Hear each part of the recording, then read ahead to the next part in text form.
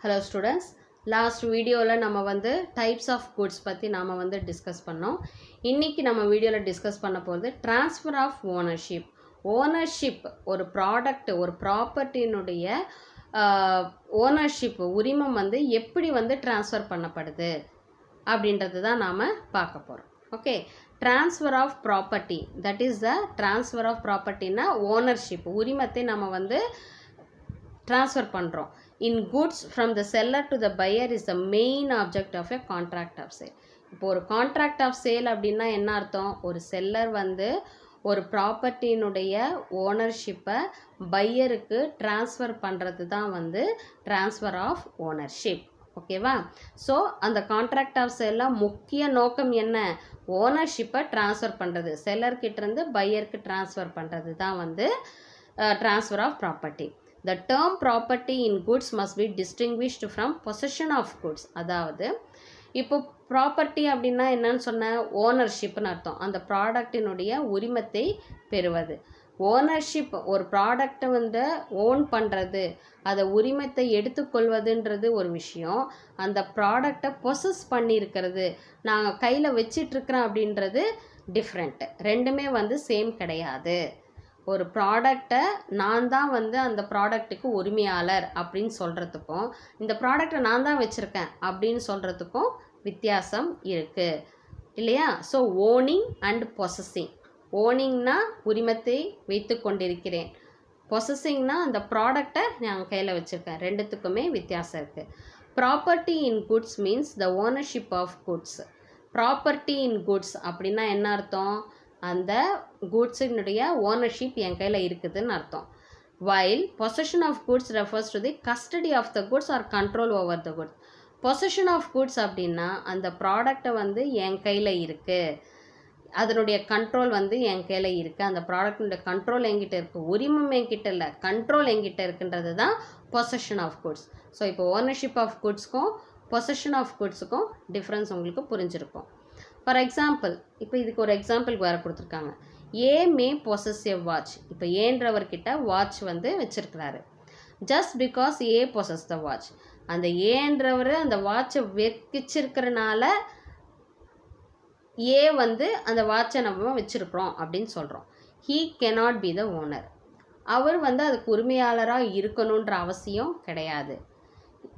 ஏன் அப்படின்னா he might have borrowed the watch from his friend or stolen the watch from somebody and found it in on highways.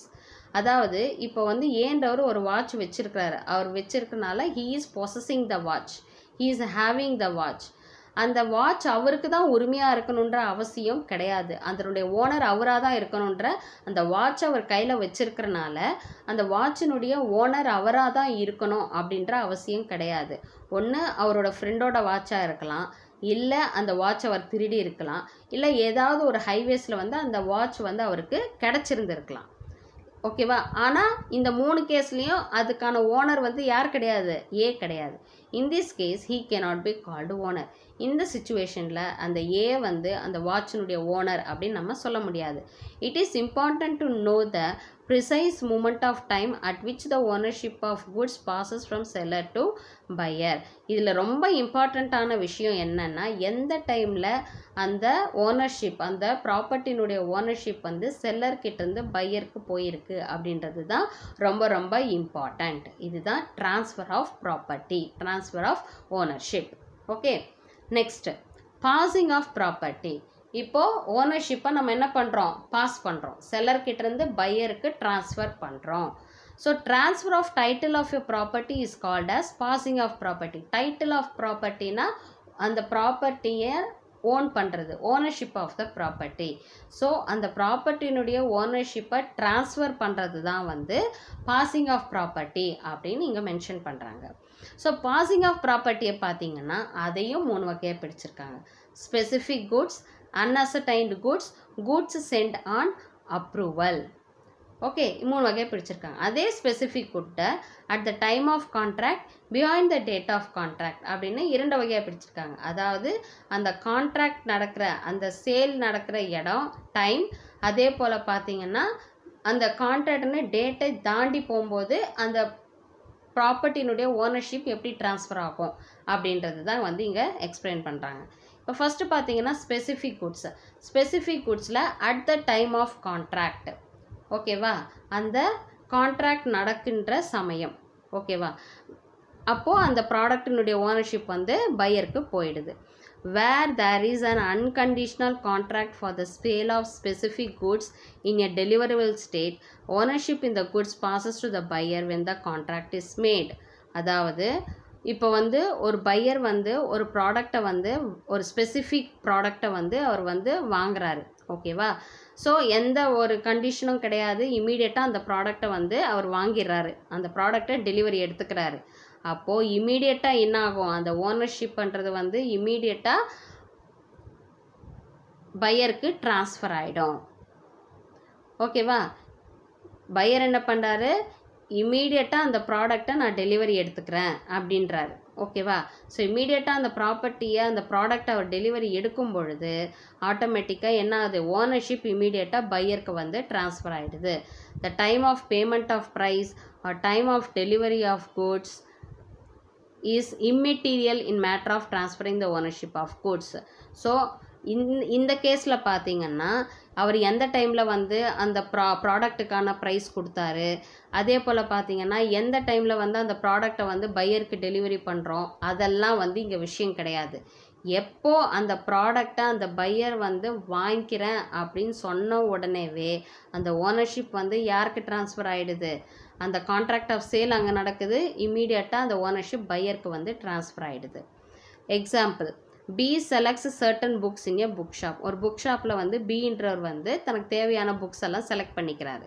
The price is settled. So இவ்வளோ amount அப்படின்னு அவர் சொல்லிடுறாரு, இந்த புக்ஸை நான் எடுத்துக்கிறேன், அதுக்கான அமௌண்ட்டையும் வந்து சொல்லிடுறாங்க. B arranges to take delivery of books next day through his servant and agrees to pay for the books on the first of next month. B என்ன பண்ணுறாரு, மறுநாள் வந்து என்னுடைய வேலையாள் மூலிமா நான் அந்த புக்ஸை வந்து நான் கலெக்ட் பண்ணிக்கிறேன், டெலிவரி எடுத்துக்கிறேன், அதற்கான அமௌண்ட்டை வந்து அடுத்த மாதம் 1ஆம் தேதி கொடுக்குறேன் அப்படின்னு அவர் சொல்கிறாரு. The books were destroyed by fire in the same evening. என்னைக்கு அவர் வந்து அந்த புக்ஸை வந்து செலக்ட் பண்ணி கொடுத்துட்டு போகிறாரோ அன்றைக்கி அந்த புக்ஸை வந்து என்ன ஆகிடுது, ஃபயர் ஆகிடுது. In this case B has to bear the loss. இந்த கேஸில் வந்து யார் வந்து அந்த நஷ்டத்தை ஏற்றுக்கணும், பி தான் ஏற்றுக்கணும். ஏன்னா அவருக்கு ஆல்ரெடி அந்த புக்ஸுக்கான ஓனர்ஷிப்பை வந்து ட்ரான்ஸ்ஃபர் பண்ணிட்டாங்க, அவங்களுக்கு தான் இந்த புக்ஸுன்னு செலக்ட் பண்ணி எடுத்து வச்சுட்டாங்க. அப்போது ஓனர்ஷிப் வந்து ட்ரான்ஸ்ஃபர் பண்ணப்பட்டுடுச்சு. ஸோ ஃபயர் ஆக்சிடெண்ட் ஆகும்பொழுது அந்த லாஸ் யாருக்கு, பிக்கு தான் அந்த loss. And pay for the book selected since the ownership has already pass on to B. அவர் என்னதான் லாஸ் ஆயிருந்தாலும் அவர் என்ன பண்ணணும், அந்த புக்ஸுக்கான அமௌண்ட்டை அவர் கொடுத்து தான் ஆகணும். ஏன்னா ஆல்ரெடி அவருக்கு அந்த ஓனர்ஷிப் வந்து ட்ரான்ஸ்ஃபர் பண்ணப்பட்டுடுச்சு. இது வந்து at the time of contract. இமீடியட்டாக எப்போ அக்செப்டன்ஸ், அந்த ப்ராடக்டை நான் எடுத்துக்கிறேன்ற அந்த அக்செப்டன்ஸ் வந்துடுதோ அப்போவே வந்துட்டு அந்த ஓனர்ஷிப் வந்து ட்ரான்ஸ்ஃபர் பண்ணப்படுது. அதுக்கான ப்ரைஸ் எப்போ கொடுக்குறாங்க, எப்போ அந்த பொருளை டெலிவரி எடுக்கிறாங்கன்றலாம் கன்சிடர் பண்ண மாட்டாங்க. ஒத்துக்கிட்ட அந்த நேரமே வந்து கான்ட்ராக்ட் ஆஃப் சேல் வந்து எக்ஸிக்யூட் ஆகிடுது. Okay, next, beyond the date of contract. So contract date எல்லாம் தாண்டிச்சுன்னா எப்படி வந்து குட்ஸ் டெலிவர் பண்ணுவாங்க அப்படி. Goods not in a deliverable condition. Suppose இப்போ குட்ஸ் வந்து ரெடி பண்ண சொல்கிறாங்க, ஆனால் அது ரெடி பண்ணக்கூடிய ஒரு ஏதாவது இப்போ நான் சொன்ன பீரோ கூட சொன்னேன் இல்லையா, எனக்கு இந்த ப்ரொவிஷன்ஸ் எல்லாம் இந்த பீரோவில் எனக்கு வேணும் அப்படின்னு கண்டிஷன் சொல்கிறாங்க. ஸோ அந்த கண்டிஷன்ஸ் எல்லாம் ஃபுல்ஃபில் ஆனால் தான் வந்து அந்த ப்ராடக்ட் அவங்க என்ன பண்ண முடியும், டெலிவர் பண்ண முடியும், ஓனர்ஷிப்பை ட்ரான்ஸ்ஃபர் பண்ண முடியும். So goods not in a deliverable condition, ப்ராடக்டை டெலிவர் பண்ணக்கூடிய கண்டிஷனில் இல்லாத பொழுது அதுதான் வந்து என்னது, பிஹைண்ட் த டேட் ஆஃப் கான்ட்ராக்ட்னு அர்த்தம். where there is contract for sale of specific goods not in a deliverable condition. இப்போ கான்ட்ராக்ட் ஃபார் சேல் ஒரு ஸ்பெசிஃபிக் குட்டுக்கு வந்து அவங்க என்ன பண்ணியிருக்காங்க, ஒரு கான்ட்ராக்ட் போட்டிருக்காங்க. அந்த சமயத்தில் வந்து அவரால் அந்த குட்ஸை வந்து டெலிவர் பண்ண முடியல, 2 நாளில் அனுப்புகிறேன்னு சொன்னவரால் டெலிவர் பண்ண முடியல. That is, the seller has to do certain activities to bring the goods into deliverable conditions like painting, quality checking, weighing, etc. Then the ownership does not pass till such activities bringing them into deliverable conditions are completed. அதாவது இப்போ seller வந்து அந்த ப்ராடக்ட்டுக்கு இல்லை வந்து paint பண்ணணுமோ, இல்லை வந்து quality check கரெக்டாக இருக்குதா, எதுவுமே உடையாமல் கரெக்டாக இருக்குதா, அதே போல் வெயிட் கரெக்டாக இருக்குதா, ஸோ இது எல்லாத்தையும் செக் பண்ணி ஓகே ஆனதுக்கப்புறம் தான் அவரால் என்ன பண்ண முடியும், அந்த ப்ராடக்டை டெலிவரி பண்ண முடியும். அது வரைக்கும் அந்த ஓனர்ஷிப்பை அவர் என்ன பண்ண முடியாது, ட்ரான்ஸ்ஃபர் பண்ண முடியாது. Example, there was a contract for a sale of machine weighing 30 tons and installed in a concrete floor. Some parts of the machine were damaged during the process of removal. In this case, the buyer is entitled to refuse to buy the machine as it is not in deliverable condition. இப்போ வந்து ஒரு contract of sale என்னன்னா, ஒரு machine வந்து 30 ton wait இருக்கிறது, ஓகேவா, அதை வந்து ஒரு கான்க்ரீட் ஃப்ளோரில் வந்து இன்ஸ்டால் பண்ணணும். அந்த மெஷினுடைய சம் பார்ட்ஸ் வந்து என்ன ஆகிடுச்சு, ரிமூவ் பண்ணி இன்னொரு இடத்துல மாட்டணும். ஸோ அது ரிமூவ் பண்ணும்போது ஒரு சில பார்ட்ஸ் வந்து டேமேஜ் ஆகிடுச்சு. அப்போது பையர் என்ன பண்ணுவார், அந்த ப்ராடக்டை அக்செப்ட் பண்ண மாட்டார். ஏன்னா அது வந்து கரெக்டான அவருக்கு தேவையான அளவில் வந்து அந்த ப்ராடக்ட் வந்து இல்லை, சம் வந்து டிஃபெக்ட் இருக்குது, சம் டேமேஜ் ஆகிருக்கு, அதனால் அந்த ப்ராடக்ட் வந்து அவர் வாங்க மாட்டார். இதுதான் வந்து goods not in a deliverable condition. So அந்த மாதிரி இருக்கும்போது ஓனர்ஷிப்பும் வந்து என்ன ஆகும், டிலே ஆகும். அதே போல் when the price of goods is to be ascertained by weighing or testing or doing something. இப்போ குட்ஸ் வந்து வெயிட் கரெக்டாக இருக்கா, இல்லை அந்த குவாலிட்டி செக் பண்ணுறது, குவாலிட்டி டெஸ்ட் பண்ணுறது, இல்லை அந்த ப்ராடக்ட் ரிலேட்டடாக ஏதாவது சம்திங் பண்ணுறாங்க அப்படின்னா அந்த டயத்தில் வந்து அந்த ஓனர்ஷிப் ட்ரான்ஸ்ஃபர் ஆஃப் ப்ராப்பர்ட்டி அப்படின்றது வந்து டிலே ஆகும். Where there is a contract for sale of specific goods in deliverable condition but the seller is yet to weigh, measure, test or do some other act or think with reference to the goods for the purpose of fixing the price, then the ownership of goods passes to the buyer only after the such activities are carried out and completed and the buyer has a knowledge of it. So இப்போ வந்து இங்கே என்ன சொல்கிறாங்க அப்படின்னா, இப்போ வந்து ஒரு specific good வந்து டெலிவரபிள் கண்டிஷனில் இருக்குது, ஆனால் செல்லர் வந்து அந்த ப்ராடக்டை வந்து வெயிட் போட்டு பார்க்கணும், இல்லை வந்து மெஷர் பண்ணி அளவெடுத்து பார்க்கணும், இல்லை டெஸ்ட் பண்ணி பார்க்கணும் அப்படின்னும் பொழுது அப்போ என்ன பண்ணுவார், அந்த செல்லர் வந்து அந்த வேலையெல்லாம் பண்ணிட்டதுக்கு அப்புறம் தான் வந்து இந்த வேலையெல்லாம் நான் பண்ணிட்டேன் அப்படின்ட்டு பையர்கிட்ட சொன்னதுக்கப்புறம் தான் அந்த ப்ராப்பர்ட்டினுடைய ஓனர்ஷிப்பே வந்து என்ன ஆகும், ட்ரான்ஸ்ஃபர் ஆகும் அப்படின்னு சொல்கிறாங்க. Example, A sold some quantity of wheat to B at the rate of 10 per kg. However, A had to weigh the wheat in order to know the price of the entire quantity of the wheat sold to B. In this case, the ownership of the wheat shall transfer to B as soon as the A weighs the wheat B comes to know about the completion of the weighing activity. இப்போ வந்து ஏன்றவர் வந்து பின்றவருக்கு 10 kilo, அதாவது ஒரு கிலோவுக்கு 10 ரூபான்னு சொல்லிட்டு அவர் வந்து என்ன பண்ணுறாரு, கோதுமையை வந்து விற்கிறாரு, ஓகேவா. ஸோ அப்போ ஏ வந்து என்ன பண்ணணும், மொத்தம் எவ்வளோ குவான்டிட்டி வந்து வீட் இருக்குது, அதுக்கு எவ்வளோ விலை போடணும், இது எல்லாத்தையுமே வந்து ஏ வந்து என்ன பண்ணுவார், கால்குலேட் பண்ணுவார். இதெல்லாம் பண்ணதுக்கு அப்புறம்தான் வந்து அவர் என்ன பண்ண முடியும், பிக்கு வந்து அந்த ப்ராடக்டை வந்து அவர் கொடுக்க முடியும். ஓனர்ஷிப் ஆஃப் த ப்ராப்பர்ட்டி அப்போ தான் வந்து அவருக்கு கொடுக்க முடியும். ஸோ இந்த கேஸில் வந்து நம்ம பார்த்தோம் இல்லையா, அந்த கரெக்டாக அதை மெஷர் பண்ணி அது என்ன வெயிட்டில் இருக்குது, அதை கரெக்டாக டெஸ்ட் பண்ணியிருக்கோமா, என்ன ப்ரைஸ் அவர்கிட்ட கொடுக்கணும், இதை எல்லாத்தையுமே பார்த்ததுக்கு அப்புறம்தான் வந்து என்ன பண்ண முடியும், அந்த ப்ராடக்டை பி கிட்ட கொடுக்க முடியும் அப்படின்ற ஒரு எக்ஸாம்பிள் கொடுத்துருக்காங்க. அடுத்தது பார்த்திங்கன்னா அன்அசர்டைன்டு குட்ஸ். அன்அசர்டைன்டு குட்ஸ்னால் நான் என்ன சொன்னேன், உறுதி செய்யப்படாத பொருட்கள், ஓகேவா. As already we studied that the unascertained goods are those which are not specifically identified at the time of contract of sale. So நிறைய பொருட்கள் இருக்கும், இதுதான் எனக்கு வேணும்னு செலக்ட் பண்ணாமல் இருக்கின்ற எல்லா பொருளுமே வந்து அன்அசர்டைன்டு குட்ஸ் தான். The ownership in the case of unascertained goods is transferred to the buyer subject to the fulfillment of the following conditions. So unascertained goods அப்படின்ற ஒரு விஷயம் இருக்கும் பொழுது அந்த குட்ஸினுடைய ஓனர்ஷிப் வந்து எப்போ ட்ரான்ஸ்ஃபர் ஆகும், ஸ்பெசிஃபிக்காக அதுலேருந்து அவங்க சில ப்ராடக்ட்ஸை எடுத்தால் தான், அப்போ தான் வந்து கான்ட்ராக்ட் ஆஃப் சேல் அப்படின்ற ஒரு விஷயமே வந்து அங்கே நடக்கும். ஸோ எப்பப்போ வந்து அது நடக்கும் அப்படின்னு பார்த்தீங்கன்னா, when the goods are ascertained. அன்அசர்டைன்டு குட்ஸில் இருந்து நமக்கு தேவையான பொருளை நம்ம எடுக்கிறோம், அதுதான் அசர்டைன்டு. Assignment is the process by which the goods to be delivered under the contract of sale are identified and set apart. It is a unilateral act of seller alone to identify and isolate the goods. So ஒரு பொருள் வந்து அன்அசர்டைன்டு குட்ஸாக இருக்குது, நிறைய goods இருக்குது. அதிலிருந்து நமக்கு தேவையான குட்ஸை, ஸ்பெசிஃபிக்கான குட்ஸை நம்ம எடுக்கிறோம். அதுதான் அசர்டைன்மெண்ட் ஆஃப் குட்ஸு. ஸோ அந்த ஸ்பெசிஃபிக்கான குட்ஸை எடுத்து நம்ம வந்து என்ன பண்ணுறோம், அந்த பொருளை வாங்குகிறோம். அப்போ தான் வந்து ஓனர்ஷிப் வந்து ட்ரான்ஸ்ஃபர் ஆகும். செல்லரும் வந்து என்ன பண்ணணும், அவர் செலக்ட் பண்ண ப்ராடக்டை வந்து தனியாக எடுத்து வச்சிடணும். ஸோ தனியாக எடுத்து வச்சாதான் அந்த ப்ராடக்டை பையருக்கு நம்ம என்ன பண்ண முடியும், விற்க முடியும், ஓனர்ஷிப்பை ட்ரான்ஸ்ஃபர் பண்ண முடியும். பொருளை தேர்ந்தெடுத்தால் தான் ஓனர்ஷிப்பை ட்ரான்ஸ்ஃபர் பண்ண முடியும். அதுதான் இங்கே சொல்ல வராங்க. when the goods are appropriated to the contract. Appropriation is a process by which the goods to be delivered under the contract of sale are identified and isolated with the consent of the seller as well as the buyer. It is a bilateral act of the seller and the buyer to identify and isolate. அதாவது இப்போ நிறைய products இருக்குது. அதில் pier வந்து தனக்கு தேவையான பொருளை வந்து அவர் வந்து இந்த பொருள் தான் எனக்கு வேணுன்றாரு. செல்லரும் என்ன பண்ணுறாரு, ஓகே இந்த ப்ராடக்ட்டை நான் உங்களுக்கே கொடுக்குறேன் அப்படின்ட்டு அவர் என்ன பண்ணுறாரு, அந்த ப்ராடக்டை தனியாக எடுத்து வச்சிடுறாரு. ஸோ இதில் வந்து செல்லரும் பையரும் ரெண்டு பேருமே வந்து செல்லரும் அந்த பொருளை கொடுக்க ஒத்துக்கிறாரு, பையரும் அந்த பொருளை வாங்க ஒத்துக்கிறாரு. இதுதான் வந்து அப்ராப்ரியேஷன் ப்ராசஸ் அப்படின்னு சொல்கிறாங்க. ஸோ ரெண்டு பேருமே ஒத்துக்கிற பட்சத்தில் செல்லர் என்ன பண்ணிடுறாரு, அந்த பொருளுக்கான ஓனர்ஷிப்பை வந்து பையருக்கு அப்போ தான் ட்ரான்ஸ்ஃபர் பண்ணுவார்.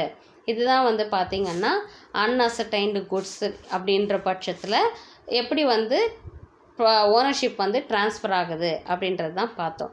அடுத்தது பார்த்திங்கன்னா okay and isolate the goods. இதுவே எக்ஸாம்பிள் அவங்க கொடுத்துருக்காங்க. In other words where the goods identified and isolated are put into boxes or any container with the consent of the buyer, it is called appropriation. Suppose இப்போ வந்து நிறைய இப்போ example இவங்க கொடுத்துருக்காங்க என்னென்னா, ஆயில் பாட்டில்ஸ் வந்து வாங்குறாரு. ஓகேவா, ஆயில் பாட்டில்ஸை வந்து ஓகே எனக்கு வந்து 100 பாட்டில் இருக்கிற இடத்துல எனக்கு வந்து 80 பாட்டில் வந்து வேணும் அப்படின்னு பையர் வந்து செலக்ட் பண்ணுறாரு. அந்த 80 பாட்டிலையும் வந்து செல்லர் என்ன பண்ணுறாரு, நான் வந்து உங்களுக்கு இந்த பாக்ஸில் வந்து உங்களுக்கு நான் போட்டு கொடுக்குறேன் அப்படின்ட்டு அந்த 80 பாட்டிலை தனியாக எடுத்து அந்த பாக்ஸில் வந்து பையருடைய அக்செப்டன்ஸோட அந்த பாட்டில்ஸை வந்து பேக் பண்ணி கொடுக்குறாரு. அப்போது அந்த 80 பாட்டிலையும் பையர் வந்து வாங்கிக்கிறாரு. அப்போது அந்த ப்ராடக்டை எப்படி ஐசோலேட் பண்ணி பையருக்கு எப்படி வேணுமோ அந்த மாதிரியாக செல்லர் வந்து அதை வந்து அரேஞ்ச் பண்ணி அதை கொடுக்குறாங்க. அதுதான் வந்து அப்போர்ஷன்மெண்ட் ஆஃப் தி குட்ஸ். ஓகேவா, அதாவது அப்ராப்ரியேஷன் ஆஃப் த அதுதான் அப்ராப்ரியேஷன் ப்ராசஸ் அப்படின்னு இந்த இடத்துல சொல்கிறாங்க. அடுத்தது பார்த்திங்கன்னா டெலிவரி டு த கேரியர். இப்போ சப்போஸ் வந்து ஒரு ப்ராடக்ட் வந்து மதுரையில் இருக்குது, சென்னையில் இருக்கிறவர் மதுரையில் இருக்கிற ப்ராடக்டை வந்து புக் பண்ணுறாரு. அங்கேருந்து செல்லர் என்ன பண்ணுறாரு, சென்னைக்கு வந்து அனுப்புகிறாரு. ஓகேவா, சென்னைக்கு வந்து அந்த ப்ராடக்டை வந்து அனுப்புகிறாரு. அப்போ அனுப்பணுன்னா அவர் எப்படி அனுப்புவார், ஒன்று பஸ் மூலிமாவோ இல்லை ரயில் மூலிமாவோ இல்லை வந்து ஏரோப்ளேன் மூலிமாவோ அவர் வந்து என்ன பண்ணணும், அந்த ப்ராடக்டை வந்து அனுப்பணும். அப்போ தான் வந்து அந்த ஓனர்ஷிப் வந்து என்ன ஆகும், ட்ரான்ஸ்ஃபர் ஆகும். அந்த ஓனர்ஷிப் எப்போ ட்ரான்ஸ்ஃபர் ஆகும், அந்த ரயில்வேலையோ இல்லை பஸ்லேயோ இல்லை வந்து ஒரு இதுலேயோ வந்து அந்த ப்ராடக்டை வந்து ஏற்றி அவர் அனுப்புவார் இல்லையா, அந்த ஏற்றும் பொழுதே வந்து அந்த ப்ராடக்டை வந்து கேரியர் எது எடுத்துகிட்டு போகுது, ரயில் எடுத்துகிட்டு போதா பஸ் எடுத்துகிட்டு போதா, ஸோ அப்போவே வந்து அந்த ஓனர்ஷிப் வந்து யாருக்கு ட்ரான்ஸ்ஃபர் ஆகிடுது, பையருக்கு ட்ரான்ஸ்ஃபர் ஆகிடுது. அதுதான் இந்த பாயிண்டில் சொல்ல வராங்க. Delivery to the carrier where the seller delivers the goods to a carrier for the purpose of transmission to the buyer. He is deemed to have unconditionally appropriated the goods to the contract. But the only condition is that the seller should not have reserved the right of disposal of the goods. Where the railway receipt or bill of lading is made out in the name of the buyer, the presumption is that the seller has not reserved the right of disposal of goods. The property in such goods passes to the buyer immediately on delivering them to the carrier. அதான் இப்போ நான் சொன்ன விஷயந்தான் போட்டிருக்காங்க. இப்போ ஒரு seller இருக்கிறாரு, இப்போ வந்து ஒரு ப்ராடக்டை வந்து சென்னையில் இருக்கிற ஒரு பையருக்கு அவர் என்ன பண்ணுறாரு, சேல் பண்ணுறாரு. ஸோ இங்கேருந்து பேக் பண்ணி அந்த பையருக்கு அனுப்பணும். செல்லர் என்ன பண்ணுறாரு, அந்த ப்ராடக்டை பேக் பண்ணி பஸ் மூலியமாகவோ ரயில் மூலியமாகவோ இல்லை வந்து ஒரு ஏர் டிரான்ஸ்போர்ட் மூலியமாகவோ அவர் என்ன பண்ணுறாரு, அந்த ப்ராடக்டை வந்து பையருக்கு அனுப்புகிறாரு. எப்போ அந்த செல்லர் வந்து அந்த ப்ராடக்டை ஒரு ஏர்வேஸ் மூலிமாவோ ஒரு ரயில் மூலிமாவோ அனுப்பி அந்த ரெசிப்டை வாங்கிடுறாரோ, அந்த ரெசிப்டே வந்து யார் பேரில் இருக்கும்? பையர் பேரில் தான் இருக்கும். இன்னார் பேருக்கு இந்த பொருளை கொண்டு போய் சேர்த்துருங்க அப்படின்னு இருக்கும். ஸோ எப்போ வந்து அந்த பையருடைய நேம் வந்து அந்த ரெசிப்டில் வருதோ அப்போவே வந்து அந்த ஓனர்ஷிப் ஆஃப் த ப்ராப்பர்ட்டி யார்? அந்த பையர் தான்.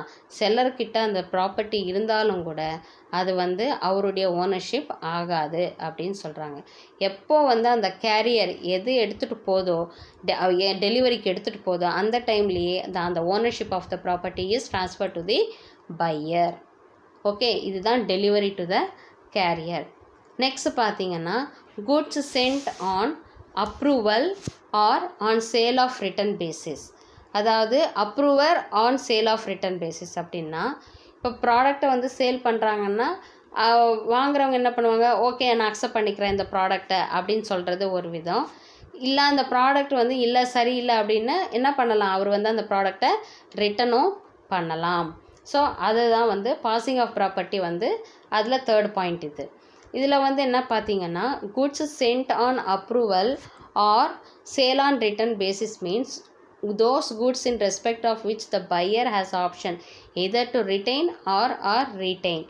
அதாவது இப்போ வந்து ஒரு செல்லர் வந்து ஒரு பையருக்கு வந்து ப்ராடக்டை அனுப்பியிருக்கிறாரு. அந்த ப்ராடக்டை அவர் வந்து அவரே வச்சுக்கிறதும் இல்லை ரிட்டர்ன் பண்ணுறதும் அவர் கையில் தான் இருக்குது. ஓனர்ஷிப் வந்து அவர் கையில் தான் வந்து இருக்குது அப்படின்னு சொல்கிறாங்க. ஓகே, இதில் வந்து ஃபஸ்ட்டு பாயிண்ட்டாக வந்து என்ன சொல்கிறாங்கன்னா, ரூல் நம்பர் 1 என்னென்ன கொடுத்துருக்காங்க? ரூல் கொடுத்துருக்காங்க, time of transfer of ownership, அதுக்கான எக்ஸாம்பிளும் கொடுத்துருக்காங்க. இப்போ ரூல் பார்த்தீங்கன்னா, where the buyer communicates is approval or acceptance. இப்போ பையர் வந்து அவர் வந்து அந்த பொருளை வந்து அக்செப்ட் பண்ணிக்கிறாரா இல்லையா அப்படின்றது தான் அது. Ownership passes right from the time of communication of the approval. இப்போ பையர் வந்து நான் அந்த ப்ராடக்டை நான் வாங்கிக்கிறேன் அப்படின்னு அவர் சொன்னாலே என்ன ஆகிடுது? அந்த இப்போ செல்லர் அனுப்பின ப்ராடக்டை நான் அக்செப்ட் பண்ணிக்கிறேன் அப்படின்னு சொல்லிட்டாலே அந்த ப்ராடக்டினுடைய ஓனர் யார் ஆகிடுறாரு? பையர் ஆகிடுறாரு அப்படின்னு சொல்கிறாங்க. எந்த டைமில் வந்து அந்த ஓனர்ஷிப் வந்து ட்ரான்ஸ்ஃபர் ஆகுது? எப்போ பையர் வந்து அந்த ப்ராடக்டை நானே வச்சுக்கிறேன், எனக்கு ஓகே அப்படின்னு அவர் சொல்கிறாரோ அந்த சமயத்திலேயே வந்து அந்த ப்ராடக்டினுடைய ஓனர்ஷிப் வந்து பையருக்கு வந்துடுது. இப்போ example, A offer to sell his scooter to B and delivers it to B for trial run for 2 days. B communicates his acceptance after 2 days. In this case, ownership passes right from the time of his communication of his approval. இப்போ ஏன்றவர்கிட்ட இருந்து பீன்றவர் அவருடைய ஸ்கூட்டரை வந்து வாங்கிக்கிறாரு. பீன்றவர் என்ன சொல்கிறாரு? இந்த ஸ்கூட்டரை நான் 2 நாள் ஓட்டிட்டு நான் எனக்கு வேணுமா வேணாமா நான் சொல்கிறேன் அப்படின்னு சொல்லிடுறாரு. பியும் வந்து 2 நாள் ஓட்டி பார்த்துட்டு ஓகே எனக்கு வந்து இந்த ஸ்கூட்டர் ஓகே நான் வாங்கிக்கிறேன் அப்படின்னு அவர் அக்செப்ட் பண்ணுறாரு பாருங்க. அந்த அக்செப்டட் டைம் தான் வந்து அந்த ப்ராப்பர்ட்டினுடைய ஓனர்ஷிப் வந்து பிக்கு வந்து போயிடும் அப்படின்னு சொல்கிறாங்க. இது ஒன் ஆஃப் த ரூல். இன்னொரு ரூல் பார்த்தீங்கன்னா, where the buyer does some act adopting the transaction. அதாவது வந்து இப்போ ஏதாவது ஒரு விஷயம், இப்போ அந்த ஒரு பொருளை வாங்குறவர் வந்து ஏதாவது ஒரு விஷயம் ஒத்துக்கிற மாதிரி பண்ணார் அப்படின்னா அப்போது அந்த ஆக்ஷன் வந்து என்னவா கன்சிடர் பண்ணப்படுது? ட்ரான்ஸ்ஃபர் ஆஃப் ஓனர்ஷிப்பாக கன்சிடர் பண்ணப்படுது. When the act of adoption is done, அந்த ப்ராடக்டை நான் எடுத்துக்கிறேன் அப்படின்ற ஒரு ஆக்ஷனை தான் வந்து என்னன்னு சொல்கிறேன், அந்த டைமை தான் வந்து ட்ரான்ஸ்ஃபர் ஆஃப் ஓனர்ஷிப் அங்கே நடக்குது அப்படின்னு சொல்கிறாங்க. A delivered some jewellery to B on sale or return basis. B pledged the jewellery with C. ஏன்றவர் வந்து பீன்றவருக்கு வந்து ஜுவல்லரியை வந்து சேல் பண்ணுறாரு, டெலிவரியும் பண்ணிட்டாரு. பீன்றவர் என்ன பண்ணுறாரு? சீன்றவர்கிட்ட அந்த நகைங்களை கொண்டு போய் அடகு வச்சிடுறாரு. It was held that the ownership of the jewellery had transferred to B as he had adopted the transaction by pledging the jewelry with C. இப்போ இந்த விஷயத்தில் என்ன நடக்குதுன்னா, பீன்றவருக்கு ஓனர்ஷிப், அந்த ஜுவல்லோட ஓனர்ஷிப் வந்து ட்ரான்ஸ்ஃபர் ஆயிடுச்சு. ஆனால் அவர் என்ன பண்ணுறாரு? இன்னொரு டிரான்சாக்ஷன் பண்ணுறாரு. சி கிட்ட வந்து தன்னுடைய ஜுவல்லரியை கொண்டு போய் அடகு வைக்கிறாரு. In this case A has no right against C. இப்போது அந்த ஜுவல்லரியை விற்றவர் யார்? ஏன்றவர். அவர் வந்து சி கிட்ட போய் நகையை கொடு அப்படின்னு கேட்குறதுக்கான உரிமை வந்து அவருக்கு கிடையாது. யார்கிட்டேருந்து தான் அவர் வந்து அந்த ஜுவல்லரியை ரிகவர் பண்ண முடியும்? பின்றவர்கிட்டேருந்து தான் வந்து அவர் ஜுவல்லரியை ரெக்கவர் பண்ண முடியும். He can't only recover the price of the jewellery from B அப்படின்னு சொல்லிட்டு சொல்கிறாங்க. ஸோ இதில் வந்து ஆக்ஷன்ன்ற விஷயம் இருக்குது. ஓகேவா? அதை வந்து அந்த ப்ராடக்டை வந்து அவர் வச்சுக்கிறன்றதோ இல்லை வேணான்றதோ வந்து ஒரு ஆக்ஷன் மூலமாக வந்து தெரியப்படுத்துறது தான் வந்து ஓனர்ஷிப் ஆஃப் ட்ரான்ஸ்ஃபர் இந்த இடத்துல நடக்குது. அடுத்தது பார்த்திங்கன்னா தேர்ட் கண்டிஷன் வந்து where the buyer fails to return the goods. Suppose இப்போ பையருக்கு வந்து அந்த ப்ராடக்ட் வேணாம் ரிட்டர்ன் பண்ணிடுறேன் அப்படின்ட்டு சொல்கிறாரு, ஆனால் அந்த ப்ராடக்ட்டை ரிட்டர்ன் பண்ணலை. ஓகேவா? அப்போ என்ன நடக்கும்? After the time fixed for return. இப்போ வந்து சொல்கிறாங்க, நீங்கள் இந்த தேதிக்குள்ளே உங்கள் ப்ராடக்ட் வேணான்னா எங்களுக்கு ரிட்டர்ன் பண்ணுங்கள். இப்போ நம்ம வந்து மீஷோலேயோ இல்லை அமேசான்லேயோ வாங்கும்போது என்ன சொல்கிறாங்க, 15 டேஸ்க்குள்ளே நீங்கள் ப்ராடக்ட்டை ரிட்டர்ன் பண்ணிங்கன்னா நாங்கள் அதை ரிட்டர்ன் அக்செப்ட் பண்ணிக்கிறோம் அப்படின்னு சொல்கிறாங்க இல்லையா? ஸோ அதுக்குன்னு ஒரு ஃபிக்ஸட் டைம் வந்து கொடுப்பாங்க. On the expiry of the fixed term. Suppose அந்த ஃபிக்ஸட் டேர்ம் வந்து அதாவது அவங்க சொன்ன டேட்டுக்கு இவங்க கொடுக்காம இருந்தாங்கன்னா, ரிட்டர்ன் பண்ணாமல் இருந்தாங்கன்னா, அப்போ வந்து ஓனர்ஷிப் வந்து ட்ரான்ஸ்ஃபர் ஆகிடும். X delivers some goods to Y on sale or return for 7 days. எக்ஸ்ன்றவர் என்ன பண்ணுறாரு? ஒய்ன்றவருக்கு குட்ஸை வந்து டெலிவர் பண்ணுறாரு, சேல் பண்ணுறாரு. இல்லை உங்களுக்கு ரிட்டர்ன் அனுப்பணுன்னா 7 நாளில் கொடுத்துடணும் அப்படின்னு சொல்கிறாங்க. Y neither returns nor gives notice of rejection of goods even after the expiry of 7 days. 7 நாள் கழிச்சும் கூட வைன்றவர் என்ன பண்ணுறாரு? அந்த ப்ராடக்ட்டை ரிஜெக்டும் பண்ணலை, அதே போல் ரிட்டர்னும் கொடுக்கல. The goods were destroyed by fire on 8th day. ஆனால் அவர் வாங்கின அந்த பொருள் வந்து 8வது நாள் வந்து அந்த ப்ராடக்ட் வந்து ஃபயர் ஆகிடுது. இந்த கேஸில் என்ன ஆகும்? Y has to bear the loss as the ownership has passed on 8th day after the lapse of stipulated period, that is 7 days. அவன் சொன்ன அந்த 7 நாள் முடிஞ்சிடுச்சு காரணத்தினால இன்கேஸ் அந்த ப்ராடக்ட்டுக்கு ஏதாவது டேமேஜ் ஏற்பட்டுச்சுன்னா அந்த லாஸை யார் தான் பேர் பண்ணணும்? வைன்றவர் தான் பேர் பண்ணணுமே தவிர்த்து எக்ஸ்ன்றவங்க அதை கன்சிடர் பண்ண மாட்டாங்க. ஓகே, அடுத்தது பார்த்தீங்கன்னா